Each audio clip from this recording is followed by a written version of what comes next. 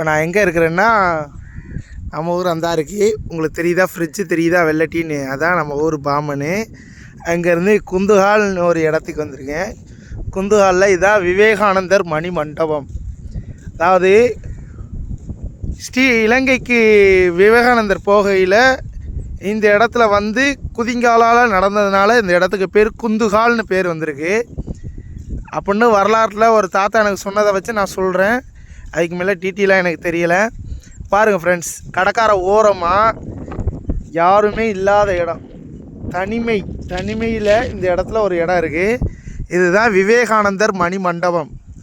தெரியுதா உங்களுக்கு? விவேகானந்தர் மணி மண்டபம். உள்ளே போகிறதுக்கு வீடியோ எடுக்கிறத கேட்டேன். ஆட்கள் சாப்பிட்டுக்கிட்டு இருக்காங்களா, அதனால் வீடியோ உள்ளே போய் எடுக்க முடியல.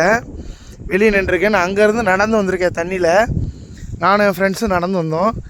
பாருங்கள் ஃப்ரெண்ட்ஸ், எவ்வளோ அழகாக காற்று, அதாவது கடலுக்கு நடுவில் ஒரு ஓரத்தில் குந்துகால் என்னும் இடத்துல வந்து விவேகானந்தர் மணிமண்டபம் இருக்குது.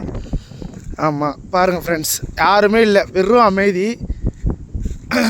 அவ்வளோ ஒரு அமைதியான இடத்துல இங்கே வந்து அந்த சாமியார், அதாவது விவேகானந்தர் மண்டப கோவிலோட பூசாரிகள் வந்து தங்குறதுக்கு இடம் இது.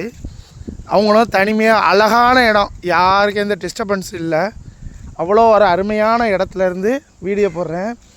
இதில் சின்ன பிள்ளைய விளையாடுறதுக்கு ஒரு பீச் மாதிரி கட்டியிருக்காங்க. அது தெரியுதா உங்களுக்கு? ஒரு சுறா வாய் பழந்த மாதிரி இருக்குது பாருங்கள். ஆமாம்,